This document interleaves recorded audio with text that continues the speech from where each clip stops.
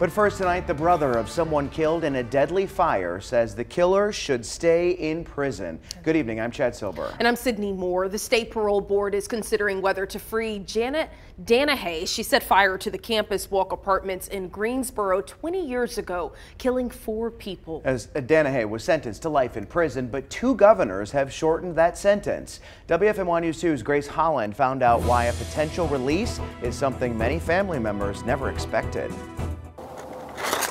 There are some pages of our lives we hope to never read again. She pled guilty. She's going to be in prison the rest of her life. Never have to think about her again. That's where Matthew Harris thought this story would end. Janet Danahey, the woman who killed his sister, Beth, and 3 others when she set fire to the Campus Walk apartments in 2002, was sentenced to life in prison. Harris and his family left to grieve. We could put the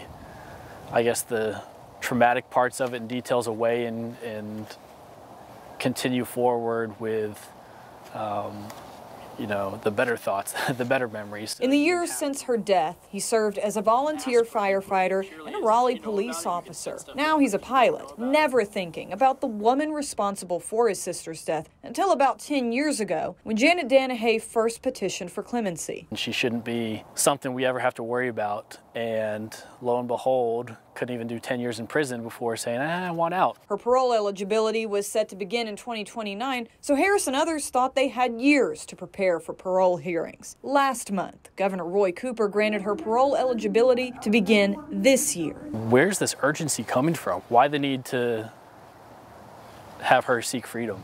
Danahey's supporters say the fire was a prank gone wrong and that she never intended to hurt anyone when she lit porch furniture on fire to get back at an ex-boyfriend. That's the furthest thing from a prank that I can even think of. He's calling for Danahey to remain in prison. The story reads differently for his father, Bob Harris, a supporter of Danahey who says he's forgiven her for Beth's death. Matthew Harris says he respects his father's perspective, but it's not the only one. This person that has forgiven and has processed their grief in that manner, to allow them to do that doesn't discount all the other parents, all the other victims. Harris is also asking for more transparency in the clemency process.